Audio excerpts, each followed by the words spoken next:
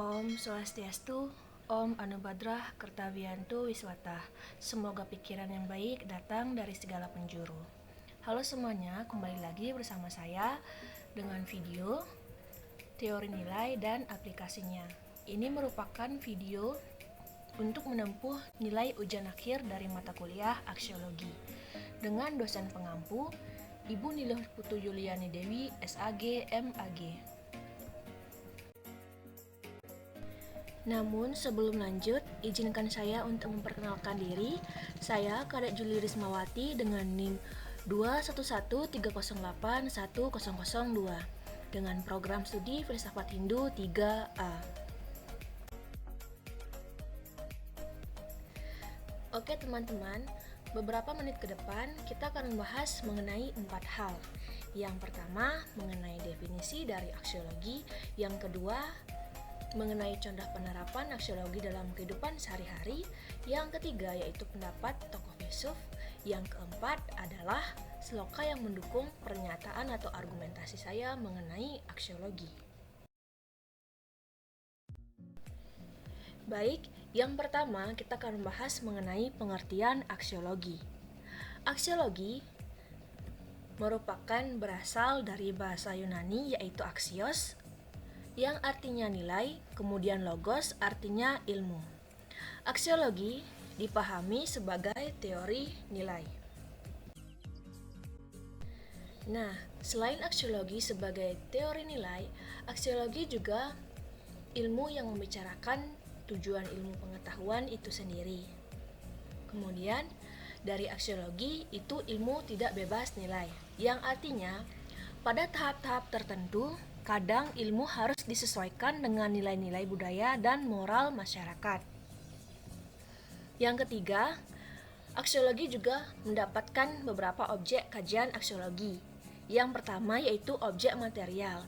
Objek material ini merupakan apa yang dikupas sebagai bahan materi atau pembicaraan atau metode ilmiah yang digunakan. Sedangkan objek formal adalah seperti apa hakikat ilmu pengetahuan itu atau bagaimana cara memperoleh kebenaran itu. Selanjutnya yaitu pendapat menurut para filsuf. Yang saya gunakan yaitu menurut Bramel. Menurut Bramel, aksiologi terbagi dalam 3 bagian, yaitu moral kendak, merupakan tindakan moral. Bidang ini melahirkan disiplin khusus yaitu etika. Yang kedua yaitu aesthetic expression, yang merupakan ekspresi keindahan. Bidang ini menimbulkan atau melahirkan sesuatu keindahan. Yang terakhir yaitu socio-political life, yang merupakan kehidupan sosial politik yang akan melahirkan atau memunculkan filsafat sosiopolitik. Selanjutnya, aksiologi juga membahas mengenai etika dan estetika. Etika merupakan cabang filsafat yang membahas secara kritis dan sistematis masalah moral. Kemudian, dari segi estetika itu merupakan bidang studi manusia yang mempersoalkan nilai keindahan. Oke, yang ketiga yaitu contoh kasus dalam kehidupan sehari-hari.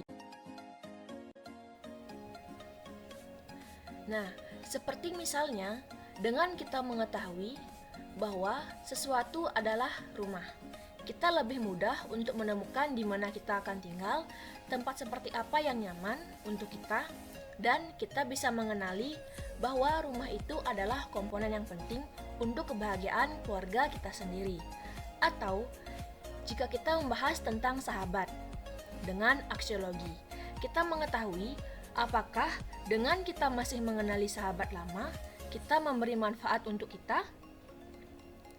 Misalnya, kita bisa menjalin kembali persahabatan yang telah lama berpisah, menjalin silaturahmi, atau menghibur diri dengan bernostalgia bersama sahabat. Selanjutnya, dari contoh kasus yang saya temui dalam kehidupan sehari-hari, seperti yang trending sekarang yaitu bermain lato-lato. Tentu sudah tidak asing lagi ya bagi kita mendengar suara berisikan atau bisingan dari lato-lato tersebut. Nah, dari lato-lato itu saya menemukan ada unsur etika dan estetikanya. Yang mana jika kita lihat dari segi etika, tetap kita melihat kondisi di mana jika kita ingin bermain lato-lato. Ingat tempat dan ingat waktu. Tidak semua tempat itu bisa dijadikan sebagai tempat bermain. Seperti contoh, bila kita ingin bermain lato-lato, contohnya mau bermain lato-lato ke pura. Pura itu kan layak digunakan untuk persembahyangan bagi umat Hindu ya.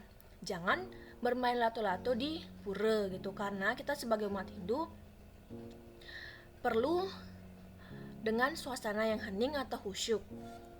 Kemudian dari segi estetika, bermain lato-lato itu sudah menjadi penggemar di semua kalangan umur, baik dari anak-anak hingga dewasa. Nilai estetikanya yaitu warna lato-lato itu tidak hanya dengan satu warna, melainkan sudah bervariasi. Ada yang merah, kuning, hijau, bahkan seperti pelangi. Nah, yang terakhir, mengenai kutipan sloka.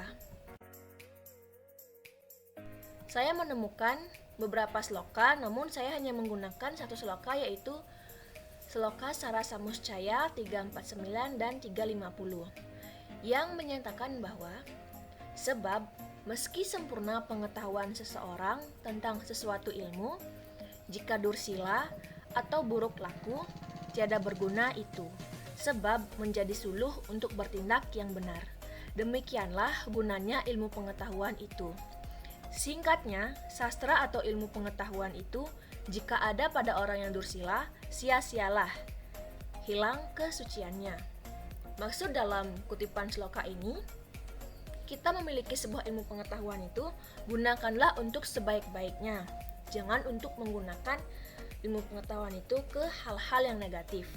Nah, jika kita kaitkan dengan aksiologi, jika kita memiliki ilmu pengetahuan, itu digunakan untuk memecahkan persoalan yang ada dalam kehidupan sehari-hari, seperti yang sudah dijelaskan mengenai teori nilai sebelumnya.